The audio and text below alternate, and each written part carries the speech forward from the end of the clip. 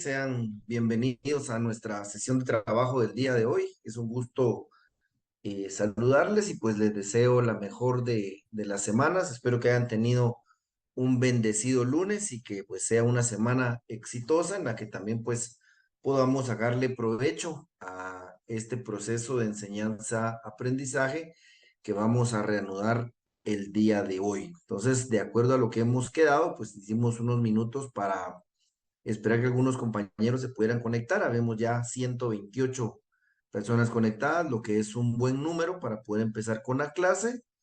Recordarles para que no sé si todos pudieron advertir que la clase de la semana pasada pues se colocó esa misma noche, el día miércoles, la grabación en la nube y les compartí el enlace. Y de acuerdo a lo que hemos platicado, estimados jóvenes, pues esta semana vamos subiendo las grabaciones de las clases de hoy, del día miércoles, y ya borramos las grabaciones de la semana pasada, ¿sí? De acuerdo a lo que platicamos desde el primer día de clases. Entonces, previo a ingresar ya de lleno a nuestro contenido, como es costumbre, solo les pido que me puedan confirmar que tenemos audio y sonido de calidad, jóvenes. Todo bien, Vic. Sí es, licenciado, gracias. Ok, mi rey. Excelente, buenísimo. Bueno, entonces vamos a dar inicio, jóvenes. Empiezo con la grabación. Recording in progress. Bien, jóvenes. Bueno, ya en la clase anterior, donde ya desarrollamos cuestiones propiamente del curso, tuvimos un breve repaso de lo que son los principios que inspiran al derecho de trabajo. Hicimos una remembranza de lo que se vio en su primer semestre de los cursos de derecho de trabajo en el quinto semestre, y de igual forma vimos ya cómo estos se van aplicando en el desarrollo del derecho colectivo. Hablamos ya un poco de hacia dónde nos llevan estos principios en cuanto a la negociación colectiva, la regulación de todo lo que es el derecho colectivo de trabajo, y puntualmente hoy ya nos toca adentrarnos a lo que es el derecho procesal colectivo. Para iniciar vamos a hacer una diferenciación muy breve de lo que es el derecho procesal del trabajo individual y lo que es el derecho procesal colectivo. Como lo hablamos en la clase pasada y ustedes lo vieron en nuestro primer semestre del año, cuando hablamos de derecho procesal del trabajo individual, derecho procesal del trabajo individual, nos estamos refiriendo a aquellas herramientas que nos da la ley, el Código de Trabajo, específicamente el juicio ordinario de trabajo, el juicio ordinario laboral, y que es esa herramienta que nos da, ¿sí? Para que nosotros podamos hacer efectivos el cumplimiento de derechos que ya nos asisten, ¿sí? Cuando hablamos de derecho individual de trabajo, repito, estamos hablando de derechos del trabajo, de condiciones laborales que ya existen, que ya nos asisten, ¿sí? Les ponía yo el ejemplo, tenemos, por ejemplo, derecho como mínimo, valga la redundancia, a devengar un salario mínimo. La ley ya nos establece que cuando somos despedidos sin justa causa, tenemos derecho a un pago por indemnización, tenemos derecho a gozar de un periodo de vacaciones anual, tenemos derecho al cobro del bono 14, del aguinaldo, etcétera. Todos esos derechos ya existen, están contemplados en la ley o están contemplados en otras leyes, como lo son el aguinaldo, el bono 14, o incluso algunos puede ser que estén contemplados ya en un instrumento de normación colectiva, como puede ser un convenio o un pacto colectivo de condiciones de trabajo. Puede ser, les aseguro a los que trabajan en las instituciones del Estado, sea OJ, Ministerio Público, se van a dar cuenta que hay diversos bonos que no están ni en el Código de Trabajo ni en ninguna otra ley ordinaria, sino que se encuentran en algún pacto o convenio colectivo de condiciones de trabajo. Y como ya está en esa ley profesional, como lo vamos a ver más adelante, porque le denominamos ley profesional, como ya está establecido, este derecho ya nos asiste. Si no nos pagan, por ejemplo, el bono que dan para Semana Santa o el bono que dan para Navidad, si no nos lo pagan, podemos acudir al derecho procesal de trabajo individual, ¿sí? A través del juicio ordinario laboral para reclamar que se haga efectivo ese pago, ¿sí? Entonces, ahí no estamos declarando derechos o creando derechos. El derecho ya nos asiste, ya nos lo garantiza la ley, o leyes o pacto o convenio colectivo, ¿sí? El juez no va a crear un derecho, el derecho ya existe, el juez lo que va a decir es, efectivamente, ese derecho a usted le asiste, por ende, hay que cumplir con ello. Lo que hablábamos, por ejemplo, puede ser que alguien trabaje en una empresa durante 6 meses, no le pagan, tiene derecho al salario. Cuando usted demanda en juicio ordinario laboral, obviamente el juez va a declarar con lugar la demanda. Entonces, en ese momento no es que el juez le esté creando el derecho a que usted cobre un mes de salario por cada mes de trabajo, no. Eso ya le asiste. El juez simplemente va a declarar que ese derecho ya le asistía y va a ordenar al patrono que le pague con lo que usted tiene derecho. Eso es básicamente el derecho procesal individual de trabajo. Ahora, para que nos vayamos familiarizando con los temas, cuando hablamos de derecho procesal colectivo del trabajo, acá ya estamos hablando de algo distinto. Aquí estamos hablando, jóvenes, para que nos vayamos ya formando una idea de la creación de nuevos derechos o condiciones de trabajo o la mejora a las condiciones de trabajo actuales. Aquí sí estamos hablando entonces de crear nuevos derechos, de crear nuevas condiciones o mejorar las que ya existen. Sí, repito, derecho procesal individual del trabajo, ya existen los derechos en un cuerpo normativo, entiéndase código de trabajo, leyes de naturaleza similar de materia de trabajo o convenios o pactos colectivos. Cuando hablamos de derecho procesal colectivo, aquí sí hablamos de, repito, crear derechos, ¿sí? Aquí estamos hablando de derechos que no existen, que con base a la negociación colectiva estamos proponiendo su creación o su mejora, por supuesto, siempre ligado a una serie de parámetros que vamos a ir desarrollando durante el curso.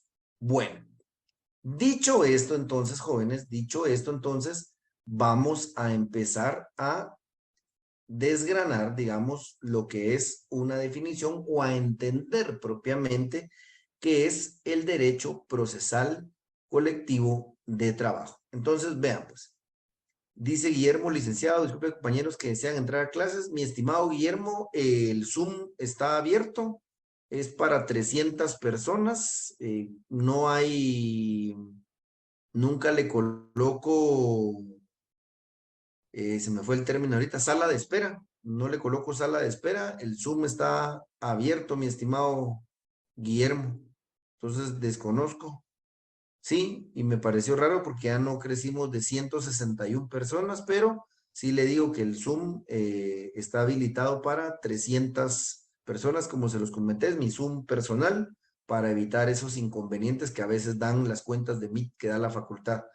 Eh, dice Mirka, si cambiará el link, será el mismo, siempre va a variar, estimada Mirka. Cada día de clases, como se los dije el primer día, les voy a ir mandando el enlace respectivo y esto lo hago, se los dije el primer día de clases, por seguridad. Ya me pasó en los primeros semestres que al usar el mismo link, lastimosamente, no te da pena, Miguel, lastimosamente me topó que no sé, creo que algunos hackers o gente malintencionada ya utilizaba el enlace o tal vez se hacía muy público y entraban a molestar constantemente a la sesión. Entonces, esa es la razón por la cual lo cambio, mi estimada Milka. No fue una buena experiencia dejar un Zoom fijo. Bueno, veo que van ingresando otros compañeros, colegas, jóvenes, entonces vamos bien. Creo que tal vez eran algunos inconvenientes ahí en cuanto a poder ingresar la clave correcta.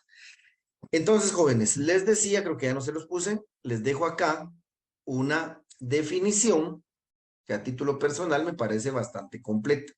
Les adelanto, no soy de los que les gusta dar una definición y que ustedes se la memoricen y que eso vaya a venir en el examen, porque de todos modos ahora, siendo virtual, con sus anotaciones, pues obviamente cualquiera va a tener acceso a una definición, pero aún, aunque estuviéramos de manera presencial, jóvenes, soy más de que realmente entendamos una definición, porque nada ganamos con memorizarla, no la podemos aprender de memoria, pero no vamos a entender la definición. Entonces aquí vamos a leer esta definición y la vamos a ir estudiando y desglosando. Entonces veamos. Esta definición es del doctor César Landelino Franco, con mucha estima al doctor que en paz descanse, que les digo, un gran laboralista. Y vamos a trabajar con esta definición. Definición de derecho procesal colectivo del trabajo. Conjunto de normas, principios e instituciones que regulan el conocimiento y resolución de los conflictos de carácter económico-social originados en las controversias surgidas con ocasión del trabajo entre las formas de organización de los trabajadores y el patrono o patronos. ¿Sí? Esta es nuestra definición de derecho procesal del trabajo.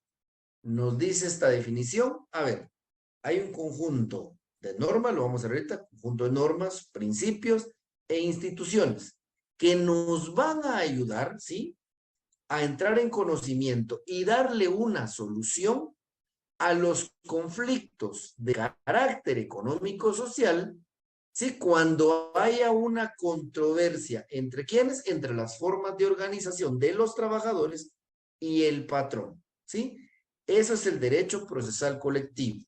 Repito, un conjunto de normas, instituciones y principios, que ahorita los vamos a desglosar, repito, que nos ayudan, ¿sí?, o regulan el conocimiento y la resolución de los conflictos, controversia, disputa, pelea, ¿sí?, de carácter económico-social que surja entre quiénes, entre los grupos de trabajadores organizados y los patronos con ocasión del trabajo.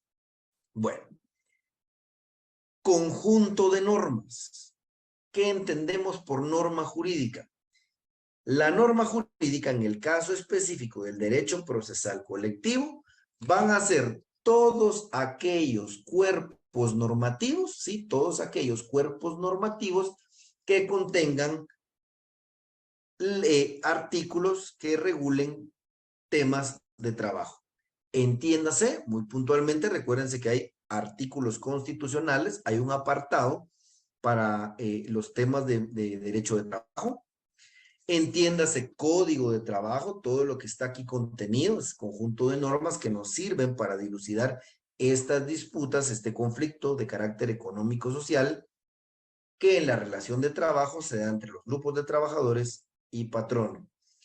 Entiéndase acá también la ley de sindicalización y regulación de huelga de los trabajadores del Estado. Entiéndase también convenios colectivos o pactos colectivos de condiciones de trabajo que se hayan firmado en las instituciones del Estado o en las empresas privadas. A eso se refiere, con conjunto de normas, ¿sí? Todo aquel cuerpo normativo que establezca artículos que vayan encaminados a entender, desarrollar o interpretar el derecho de trabajo.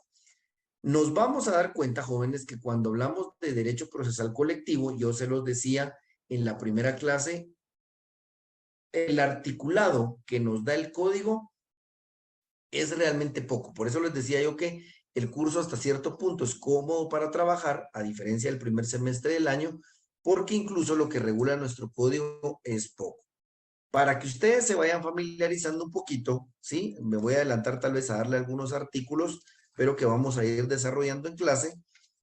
Si ustedes ven la estructura del código de trabajo, del artículo 283 al artículo 320, nos va a regular, si ustedes tienen a la vista su artículo 283, estamos título 10, organización de los tribunales de trabajo y previsión social. Entonces, del 283 al artículo 320, nos regula lo relativo a la organización de los tribunales de trabajo y previsión social. Ojo que gran parte de este articulado se refiere todavía a materia individual. Y muy puntualmente, jóvenes, muy puntualmente, si pueden ver, vámonos al artículo 374, y en el artículo 74 nos vamos a topar el título 12, procedimiento en la resolución de los conflictos con carácter de económico social. Aquí está básicamente del artículo 374 al artículo 413 al artículo 413, estamos hablando de 26 más 13, 39 artículos en donde básicamente está contenido todo el desarrollo de el proceso de la negociación colectiva de este derecho procesal colectivo 2. Si ustedes recuerdan el semestre pasado, los artículos o el articulado que regía lo relativo al juicio ordinario laboral era muchísimo más extenso, de tal manera que solo podíamos tomar los extractos más importantes y no pudimos entrar a analizar todo el articulado. Versus lo que va a pasar en este curso, en donde vamos a ver que la regulación es muy concreta. Es, digamos, digerible dentro de un curso, dentro de un semestre. Claro que sí, estimado Ofelia, ahorita les mencioné que básicamente el desarrollo de lo que es todo el conflicto de carácter económico-social, ¿sí? Lo vamos a ver desde el artículo 374 hasta el artículo 413, del 374 al 413. 39 artículos en los que básicamente va a descansar el contenido de este semestre. Reitero, también les mencionaba que vamos a ver bastante de lo que es del artículo 283 al 320, aunque ahí solo son algunos artículos los que regulan materia colectiva de trabajo. El resto es todo lo que vimos el semestre pasado de derecho procesal individual. Bueno, sigamos. Conjunto de normas, lo que decía nuestra definición. Conjunto de normas, coma, principios, lo que vimos en la clase pasada, jóvenes, ¿sí? Lo que vimos en la clase pasada. Es de suma importancia, ¿sí? De suma importancia para este derecho de trabajo en general, el tema de los principios.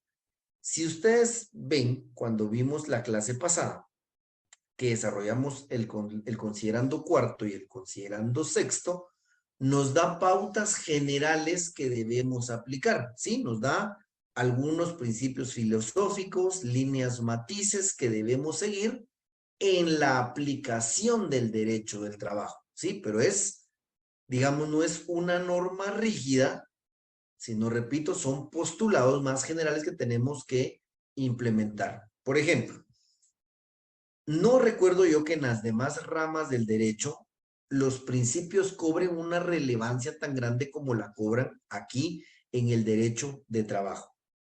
Por ejemplo, vámonos a derecho penal. Si vemos en los primeros artículos del Código Procesal Penal, ahí encontramos los principios del proceso penal.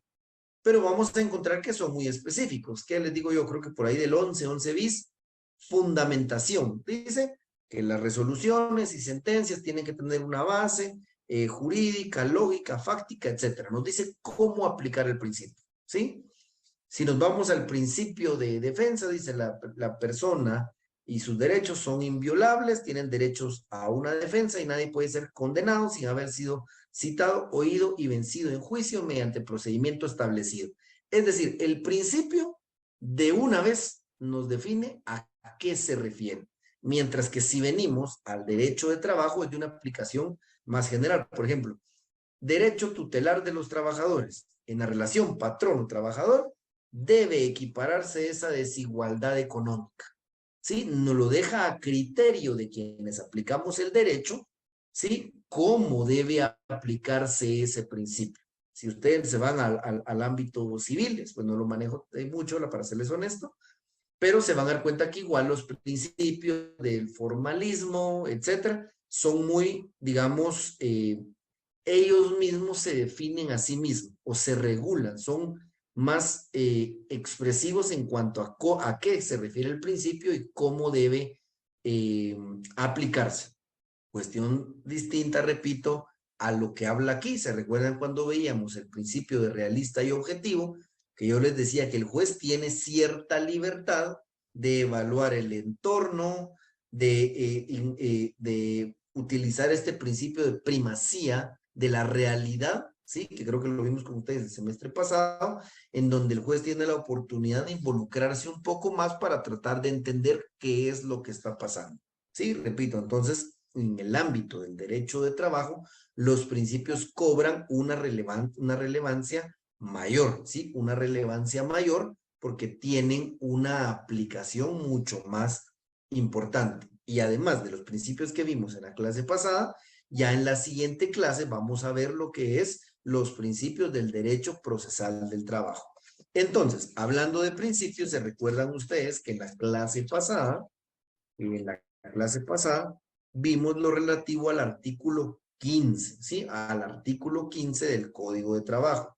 Hablamos del vacío legal y hablamos los casos no previstos por este código, por sus reglamentos o por las demás leyes relativas al trabajo, se deben resolver en primer término. Repito, jóvenes, no da la libertad de cómo queremos integrar la ley cuando hay un vacío. No, dice, si hay un vacío legal, usted primero acude a los principios. Segundo, a la equidad, costumbre o uso local en armonía con dichos principios. Y por último, de acuerdo a los principios y leyes del derecho común, ¿sí? Pero veamos aquí, en este número 3, donde dice, y por último, de acuerdo con los principios y leyes del derecho común, hagámosle una anotación. Artículo 326, Código de Trabajo. Artículo 326, Código de Trabajo. Y veamos que nos regula el 326. 326, Código de Trabajo. Hagan la relación mutua de ambos artículos, ¿sí? Al 326, ver artículo 15. Veamos, pues.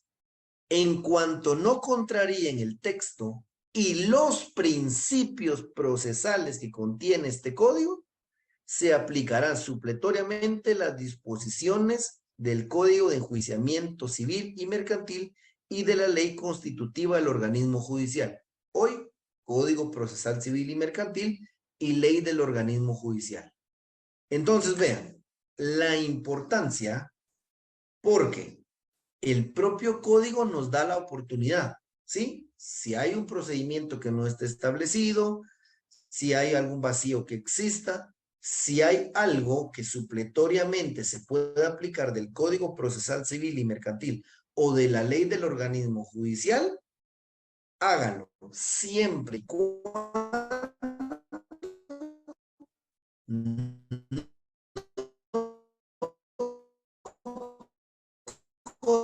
encontrarán ustedes cuando hace un semestre hablamos de, por ejemplo, por qué no procedía la casación en materia de trabajo, ¿sí? Si podemos aplicar supletoriamente el Código Procesal Civil y Mercantil, ¿por qué no podemos aplicar la casación? Sencillo, porque el procedimiento civil es eminentemente formalista y el juicio ordinario laboral es poco formalista. ¿Contraría el principio que rige el código, que rige al derecho de trabajo? Sí, por ende, no es aplicable, ¿sí? Solo para que lo tengamos presente.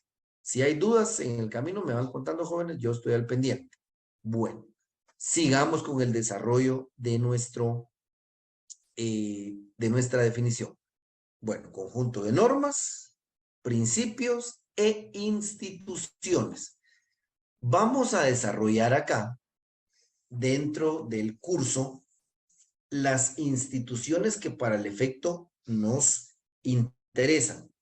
No obstante, la mayoría de las instituciones que ustedes, que vamos a desarrollar, ustedes ya la dieron en el curso de Derecho Sustantivo Colectivo que llevaron hace un año.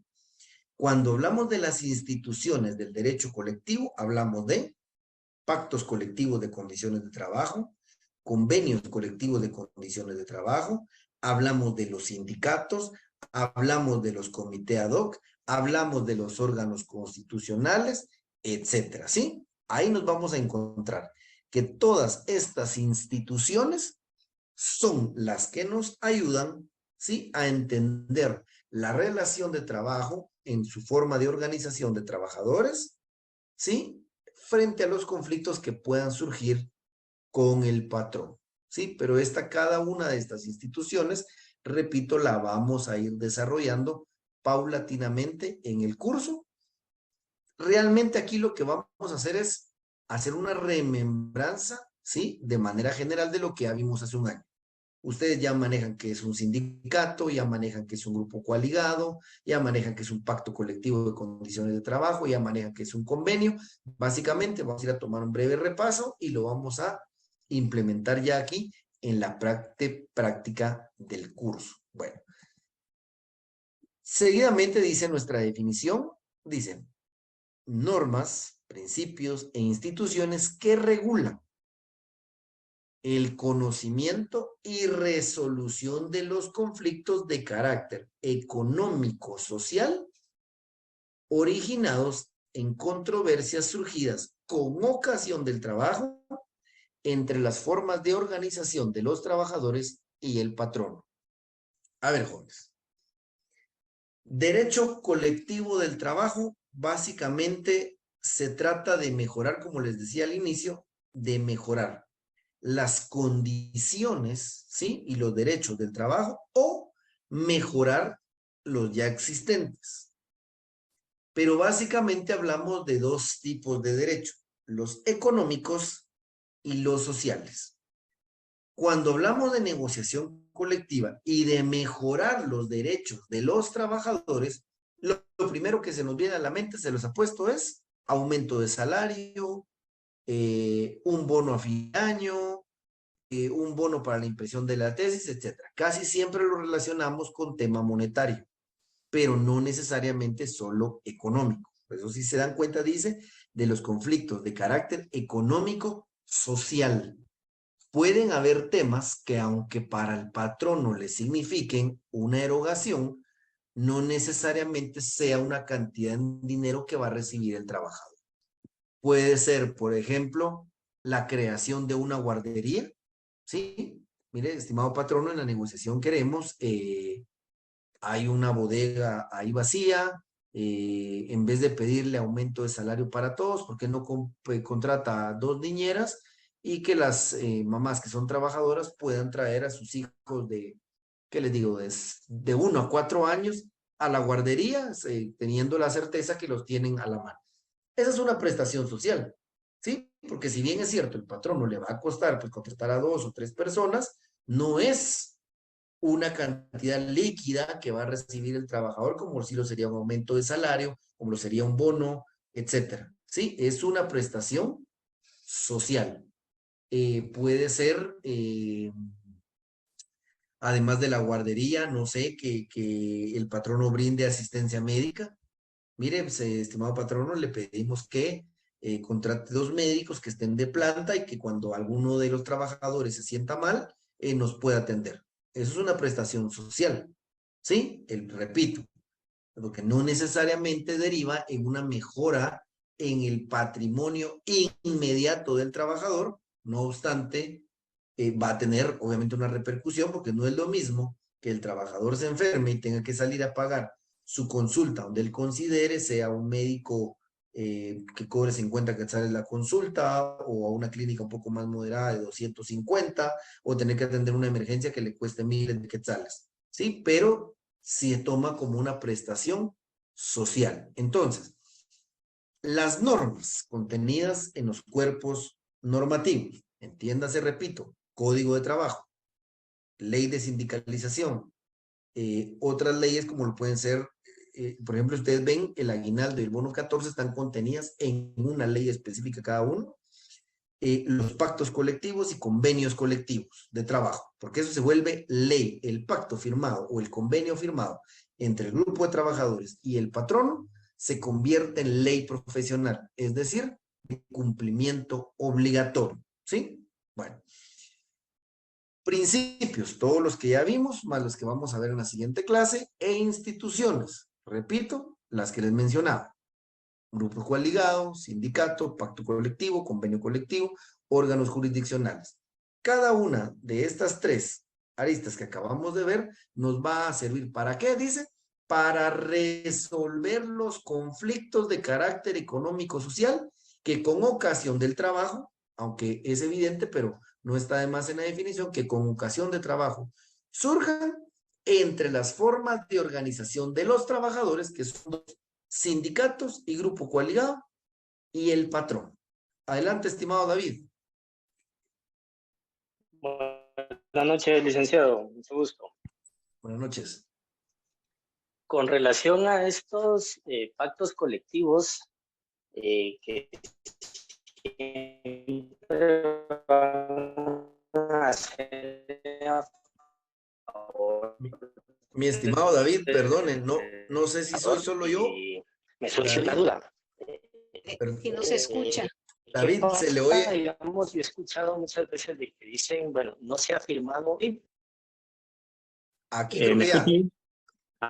Sí, me surge Ahí la está. duda con los pactos colectivos. He escuchado muchas veces que dicen, bueno, la empresa tiene pacto colectivo, pero venció y no han firmado o no han renovado el pacto colectivo. Entonces, por esta renovación, los derechos que ya tenían adquiridos no se pueden continuar. No sé si me entiende ahí mi duda. Bien, se le entrecortó de último, estimado David. Lo vamos a ver despacio, pero para ser puntual, no, mi estimado David. Recuérdese que los derechos de los trabajadores son irrenunciables. Cada conquista que haga el grupo de trabajadores ya es un derecho adquirido que de conformidad con el 106 constitucional no puede ser tergiversado, menoscabado o restringido. Lo que sucede, digamos, cuando vence un pacto y no se ha denunciado, lo que pasa ahí es que, digamos, no se entra a la nueva negociación, pero no quiere decir que, por ejemplo, el día de hoy, julio 2023, firmamos un pacto colectivo con vigencia por 3 años. Y ahora hoy el patrono accede que nos va a dar un bono anual en el mes de diciembre de 2,000 quetzales. Bueno, 2023, 2024, 2025. Pasó el 2026 y el pacto no se denunció. Y el pacto anterior era solo de 3 años. Híjole, entonces como ya no se renovó, ¿perdimos nuestro bono de los 3,000, de los 2,000 quetzales? No. Esa conquista laboral, mi estimado David, ya es un derecho irrenunciable del trabajador.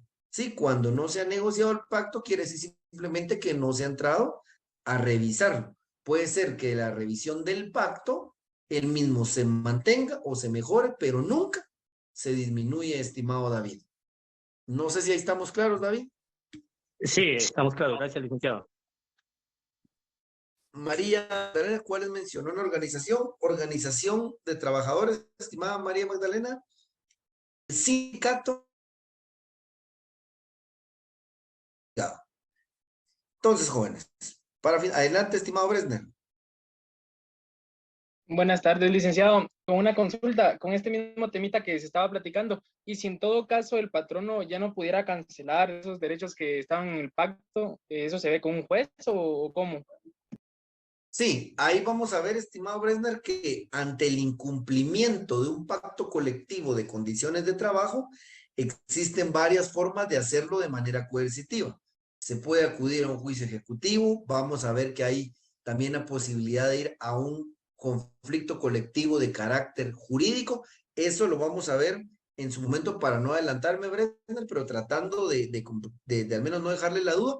Sí, si el patrono incumple alguna de las condiciones del pacto, existen 2 vías dependiendo del derecho en que se trate o del interés del grupo de trabajadores, pero no quiero adentrar porque es un tema de este curso en particular, por medio del cual se puede acudir a cobrar por la vía ejecutiva o digamos por la vía coercitiva al patrono esas prestaciones, estimado Bresner.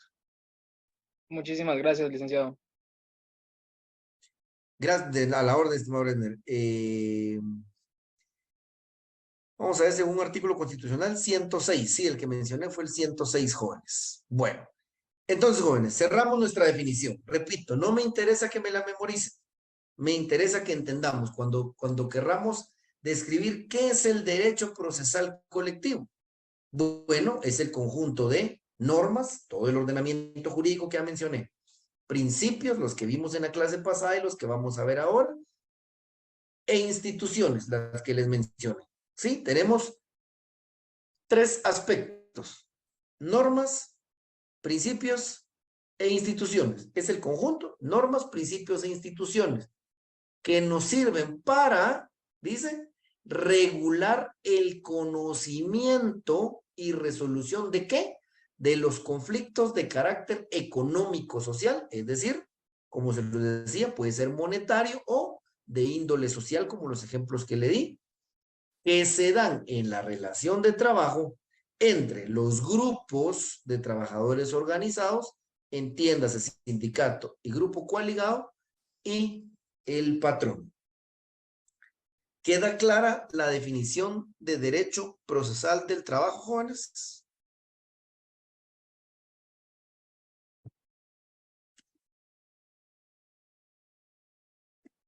Sí, ¿Están ahí, Ya. jóvenes? Sí, licenciado. Excelente. Bueno, sigamos entonces.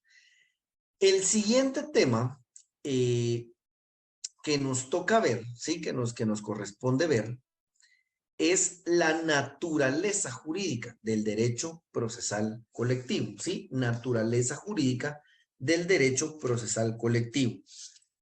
Para el efecto vamos a basarnos en dos normas. Vamos al considerando del Código de Trabajo, regresemos a nuestro cuarto considerando Código de Trabajo. Ojo, jóvenes, ya estamos en el segundo tema del día. Naturaleza del derecho procesal colectivo. ¿Sí? Naturaleza del derecho procesal colectivo. Cuarto, considerando literal E. El derecho de trabajo es una rama del derecho público, por lo que al ocurrir su aplicación, el interés privado debe ceder ante el interés social o colectivo. Vamos ahora a nuestro artículo 14. Artículo 14, ¿sí? Artículo 14, Código de Trabajo. Naturaleza jurídica. El presente código y sus reglamentos, el presente código y sus reglamentos son normas legales de orden público, ¿sí? De orden público. Bueno. Si bien es cierto, el cuarto considerando del Código de Trabajo nos habla del derecho del trabajo en general, siendo el derecho procesal colectivo una, digamos, subrama del derecho de trabajo en general, es evidente entonces también que es un derecho procesal colectivo cuya naturaleza jurídica es de orden público. Nos establece el cuarto considerando el interés particular debe ceder ante el interés general. ¿Sí? Aquí lo que importa es la generalidad, pero vamos a desglosar esta naturaleza jurídica porque va más allá de esta simple definición. Cuando nos dice su interés privado debe ceder sobre el beneficio colectivo, aquí nos referimos, por ejemplo, yo les decía que en el derecho civil o en el derecho mercantil, digamos, tal vez específicamente derecho mercantil, una sociedad anónima o una empresa, ¿sí? Digamos que genera ganancias, una sociedad anónima como tal dice, bueno, yo hice un negocio con una segunda, una tercera persona, hicimos compraventas, yo compré barato y les vendí caro. Sí, por ejemplo, yo compré iPhones en Estados Unidos cuando recién acababa de salir el iPhone 15 y me salieron, me voy a inventar ahorita, en 10,000 quetzales el valor costo ya traído en Guatemala. Y yo los vendí a 25,000 quetzales. Y traje 100 y encontré 100 personas que me lo compraron. ¿Sí? Él obtuvo su ganancia lícita en una libre mercado o ley de la oferta y la demanda. Alguien no podría venir a decirle, mira, puchica, los compraste en 10,000, se los vendiste a 25,000, pero ahora resulta que las telefonías lo van a traer en 15,000. Mira, devolverles un poquito o repartir la ganancia entre ellos. No. Ese es un negocio privado, autonomía de la voluntad, dos partes de común consenso y acuerdo, hicieron una compraventa, la ganancia que él tiene es de él, privada, ¿sí? Porque es derecho privado. Ahora, vamos al ámbito laboral. Es una empresa, pensemos que es una fábrica de muebles, la fábrica pues rinde bien, tiene acabados de calidad, buenos carpinteros, gente que barniza, buenos vendedores, tiene buenos publicistas, tiene un departamento de publicidad muy bueno, recursos humanos igual, porque sabe contratar a los carpinteros con experiencia, sabe contratar a los tapiceros, etcétera. La empresa genera ganancias, digamos, millonarias. Cuando el grupo de trabajadores le plantea al patrono, a ver, estimado patrono, somos 50 trabajadores, pues el salario es bueno, no obstante, ya nos dimos cuenta, pues, o sea, la empresa genera ganancias ya netas, deduciendo impuestos, pagos y demás, a usted como patrono le quedan 10 millones de quetzales al año. Entonces nosotros consideramos justo, sí, de que pueda haber una mejora en el salario, las condiciones de trabajo, porque se genera. Aquí el patrono no puede decir, ah, no, un momento, porque el capital lo puse yo, las instalaciones o son mías o yo las arriendo, yo soy el dueño de la marca y yo tengo el dinero para mover, soportar que la mercadería está mientras se vende y demás. Si bien es cierto todo lo anterior, sí, el patrono es, repito, dueño del capital, dueño de los insumos, dueño o tiene la capacidad de resistir el stock en tanto se vende, él obtiene sus ganancias con base a un factor importantísimo, la fuerza de trabajo de sus trabajadores, sea fuerza intelectual o material. No es una riqueza que él haga solito. Esa riqueza, esos muebles de calidad, es por el buen trabajo de los carpinteros. Esos sillones son confortables por el buen trabajo de los tapiceros que saben acolchonar bien, tapizar bien. Sabe los publicistas de la empresa, digamos, en el tema que estén contratados. Aquí no pensemos de una publicidad externa, no, de un departamento de publicidad.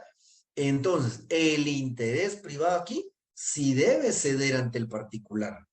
Sí, el patrono no hace solito toda esa ganancia. Tiene un elemento importantísimo, repito, que es la fuerza de trabajo laboral, sea intelectual o sea material. Adelante, estimado David. Sí, con relación a esto, ¿qué pasa, digamos, si llegan a un acuerdo? Bueno, van a haber bonificaciones, van a haber un bono por vacaciones, un bono por cumpleaños, llegan a todos estos acuerdos con el empleado. Pero en un caso fortuito, la empresa deja de percibir las ganancias que percibía. Y todo esto ocasiona que, pues muchas veces ocurren despidos y toda esta situación con tal de que la empresa no quiebre y que se siga manteniendo con cierto grupo de trabajadores. ¿Qué pasa en ese caso? El propietario, el dueño de la empresa, tiene que absorber como él pueda esos gastos, ¿o hay alguna conciliación? No, mi estimado David, digamos, si ya hay un compromiso del patrono de cumplir con ciertos beneficios económicos o de cualquier otra índole, debe cumplirlos. Ojo que por eso lo que usted dice es algo que una eventualidad que puede pasar y que ahí ya nos tenemos que ir a otras reglas contenidas en el mismo código, digamos, dado cuando una empresa quiebra o cierra. Y vamos a usar un mal ejemplo porque a ver uno de las maquilas, pero esas cierran y se van sin pagarle a la gente, o hay algunas, yo sí he visto casos recientes con la inspección de trabajo en donde los dueños de las maquilas dicen, miren, no tengo capacidad de pago, pero les puedo pagar con las máquinas y les va a parecer quizá gracioso, pero sé que algunos tendrán conocimiento, y van los grupos de trabajadores sacando con fletes todas las máquinas para venderlas y repartirse todo eso que puedan vender, sabiendo que la empresa está ilíquida y que aunque se vayan a un juicio, no van a tener de dónde obtener su pago. Entonces, digamos, son casos extremos, estimado David, pero tratando de ser tal vez acorde más a la realidad. En primer término, estimado David, por eso es que la negociación, como lo establece el sexto considerando, debe ser conciliatoria entre el capital y el trabajo. Lo que yo les decía, el derecho de trabajo lo que hace es equiparar la desigualdad patrono-trabajadores, no darle la razón al trabajador. Por eso, cuando se hace una negociación colectiva, debe haber una conciliación. Y si no se logra esa conciliación, cuando ya llegue al tribunal de arbitraje o al juez que declare legal o ilegal y justa o injusta la huelga, él va a determinar hasta qué monto se puede acceder a esos bonos o a ese aumento de salario para no afectar posteriormente a la empresa. Y que lo que yo les decía la clase pasada, de repente ganaron un año un poco más, pero se quedaron después sin trabajo. Pero puntualmente, regresando a la interrogante inicial, David, sí, el patrono tiene que cumplir con las obligaciones que ha asumido. Recuérdese que los derechos son irrenunciables. El trabajador no tiene el derecho a decir, no me pague un bono, no me pague esto, no me pague lo otro. Ahí entraríamos al tema de la terminación de la relación de trabajo, que aquí ya nos vamos a las reglas que vimos en el quinto semestre en cuanto a derecho sustantivo individual, estimado David. No sé si ahí solventé su duda. Sí, muchas gracias. Excelente, jóvenes. Bueno, pero también, además del patrono, el ejemplo que les acabo de dar, que tiene que ceder ante ese interés colectivo, el trabajador muchas veces tiene también que ceder ante este interés colectivo. Vamos a ver cuando ya desarrollemos el tema de la huelga, ¿sí? Ustedes se recordarán, por ejemplo, que para conformar un sindicato son 20 trabajadores. Para un grupo coaligado son 3 trabajadores. Y cuando veamos ya que estos grupos logran llevar el proceso hasta el estallido de la huelga, se necesita la mitad más 1 del total de los trabajadores, eso lo vamos a ver despacio, no se me preocupen, para poder hacer la huelga. Entonces ahí nos vamos a encontrar con que de repente un 20, un 25, un 30% de los trabajadores podría decir, miren, ¿para qué nos vamos a la huelga? Estamos paralizando labores, estamos afectando, esto no sirve para nada, pero ¿qué tiene que hacer aún en su condición de trabajador? Respetar lo que la voluntad de la mayoría ha decidido. Y si la mitad más 1 dijeron, nos vamos a la huelga porque vamos a buscar un beneficio que además no es solo para el sindicato, ni solo para los que apoyamos la huelga, sino que para la totalidad de los trabajadores, el trabajador que no estuviera de acuerdo con la huelga, si la mayoría así lo decide, ¿sí? La mayoría así lo decide, está obligado a respetar ese procedimiento de huelga, ¿sí? Entonces vemos como tanto patrón y los propios trabajadores tienen que ceder ese interés privado ante el individual. Además, decimos que es de orden público, ¿por qué? Lo que hablábamos en la clase pasada. Aquí no existe autonomía de la voluntad, ¿sí? En derecho civil, el ejemplo que les acabo de dar. Aquí negociaron los iPhone como quisieran, el dueño les pone el precio que él quiere y si la gente lo quiere pagar, bueno. Si alguien se muere por tener el nuevo iPhone un mes antes de que venga a Guatemala y en vez de esperar a que lo traiga la empresa por 15,000 quetzales, lo decide comprar a 30,000 quetzales, está en todo su derecho. Libertad de mercado. En el derecho de trabajo, repito, aquí recuérdense que están maniatados. Si bien es cierto, si tienen su constitución a la mano, Constitución Política de la República, artículo 106, vamos a ver qué dice acá. Los derechos consignados en esta sección son irrenunciables para los trabajadores, susceptibles de ser superados a través de la contratación individual o colectiva y en la forma que fija la ley. Para este fin, el Estado fomentará y protegerá la negociación colectiva.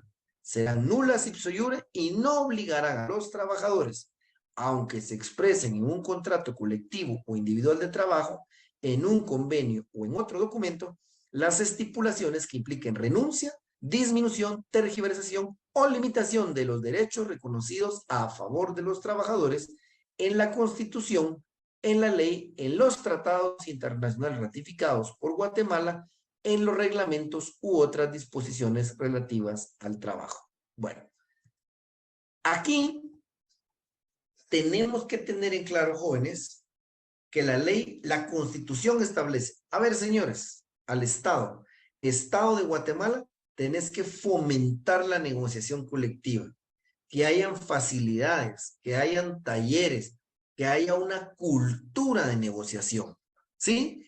Que patronos y grupos de trabajadores organizados decidan y resuelvan por sí mismos sus conflictos. Por supuesto que si no hay un arreglo, ya interviene el Estado a través del Tribunal de Conciliación, Tribunal de Arbitraje y el juez, si se está de la huelga, para darle una solución al conflicto, ¿sí? O sea, cuando existe un conflicto, sí o sí va a haber una solución. La Constitución establece, a ver, pero vamos a fomentar la negociación colectiva. Ustedes, grupo de trabajadores, sindicato, grupo coaligado, negocien con el patrono, sean racionales, lleguen a un entendimiento, que cada uno ceda un poco su derecho en pro del otro. Eso sí, recuérdense que no tienen una libertad absoluta. Señores trabajadores, se recuerdan que ustedes, sus derechos son irrenunciables, ¿sí? Irrenunciables. Ustedes van a negociar, pero con las normas del Estado.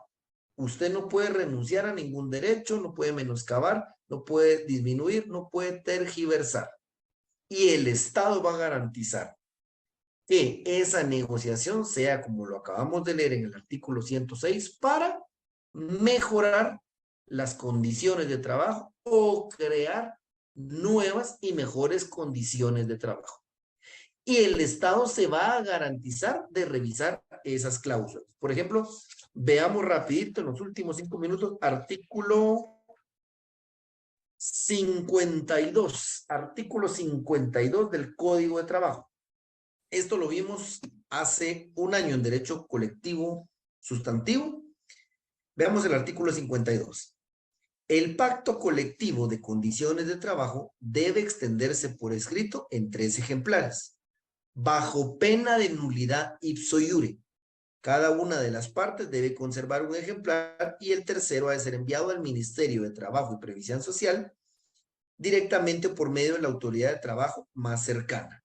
Se recuerdan que existe el Acuerdo Gubernativo 221-94, que es el que nos da todo el procedimiento, ¿sí? Para la homologación de los pactos colectivos de condiciones de trabajo. Repito, aquí pinceladas porque no podemos ver lo que ya vieron ustedes hace un año. Pero ¿por qué traigo esto a colación? Cuando existe una negociación colectiva, ¿sí? Que da como resultado un pacto colectivo de condiciones de trabajo o un convenio colectivo de condiciones de trabajo, se suscriben 3 ejemplares. Uno para el sindicato o grupo coaligado, uno para el patrono y uno que se envía al Ministerio de Trabajo y Previsión Social. ¿Para qué? Para su homologación, ¿se recuerdan? Y entonces ya el Ministerio de Trabajo y Previsión Social revisa que en la negociación del pacto, del convenio, no se hayan disminuido, tergiversado, restringido o eliminado derechos que le asisten a los trabajadores. Si no dice, bajo pena de nulidad ipso iure.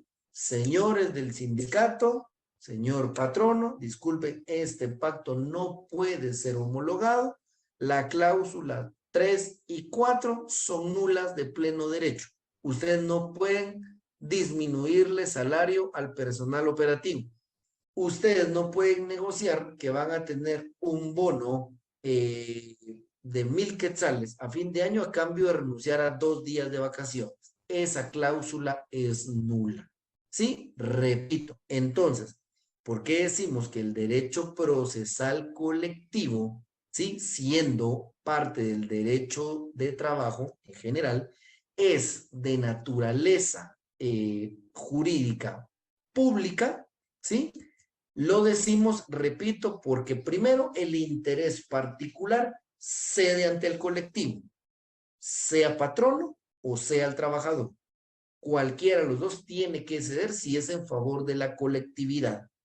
Y segundo, porque aunque el Estado fomenta la negociación colectiva, ayuda a la negociación colectiva, reconoce, ha suscrito convenios, repito, lo vieron hace un año ustedes, el 78 y el 87 de la OIT, donde fomenta la sindicalización, la negociación colectiva, ¿sí? Aunque fomenta todo eso, sí, negocien, los invito. Eso sí, bajo mis reglas.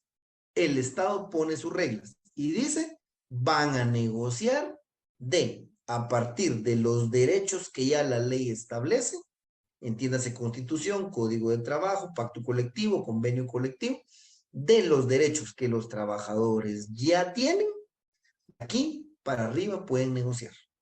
Repito, en el derecho civil, en el ámbito privado, usted negocia como quiere. O usted trae los iPhone y le costaron 10,000, pero ahora tiene un negocio mejor y necesita recapitalizarse. Mira, lo voy a vender en 7,000. No me importa perderle 3,000 quetzales, pero necesito el efectivo ya para otro negocio más grande. Su libertad de contratación está en su esfera privada, pero en el ámbito público usted va a negociar con las reglas que le da el Estado. ¿Dudas o consultas, jóvenes? ¿Queda claro estos dos temas que hemos visto hoy? La definición de derecho procesal colectivo y la naturaleza jurídica. Clarísimo. Licenciado, muchas gracias. Todo clarísimo. Excelente, jóvenes. Entonces voy a pausar por aquí la grabación. Lick, disculpe, solo una consulta. El fundamento Recording legal stopped. de los grupos coaligados no lo tendrá. Perdón, estimado Derek. El fundamento legal de los grupos coaligados, El 374, mi estimado Derek. 374. 374. Gracias. Ahí está, ahí aparece como comité ad hoc, pero esto no tenga pena que lo vamos a ver despacito. Y el sindicato que está en el 206, jóvenes. Gracias, Lick, disculpe. Stephanie, vamos a ver Stephanie, puntual porque me extendí bastante. Básicamente, Stephanie, naturaleza jurídica le decía que es de orden público por dos temas. Uno, las partes, sea patrono o trabajadores, deben ceder a sus intereses particulares en pro de la colectividad, o el ejemplo como el que di. Y dos, porque aunque existe y la propia Constitución dice que el Estado va a fomentar una negociación colectiva entre patrono y trabajadores, esta negociación se va a sujetar a las normas que el propio Estado establece. No hay una autonomía de la voluntad de las partes como lo existe en el derecho civil o en el derecho privado. Aquí se puede negociar, pero siempre sujeto a las normas que da el Estado. Por eso decimos que es de derecho público, estimada Stephanie. Bien, jóvenes, si no hay otra duda o consulta, lo dejamos hasta aquí. Nos extendimos algún minutito. Tienen que ir ustedes a la otra clase, yo con el otro grupo. Así que adelante, Norelki, adelante. Licenciado, buenas noches. Disculpe, ¿qué convenios mencionó sobre el Estado fomentando la negociación colectiva? Si la memoria no me falla, son 78 y 87, Norelki. Por eso los vamos a ir viendo despacito. Si quieres, adelanta a buscarlos y yo le ratifico en la próxima clase. Pero casi con seguridad son el 78 y el 87. Muchas gracias, licenciado. Feliz noche.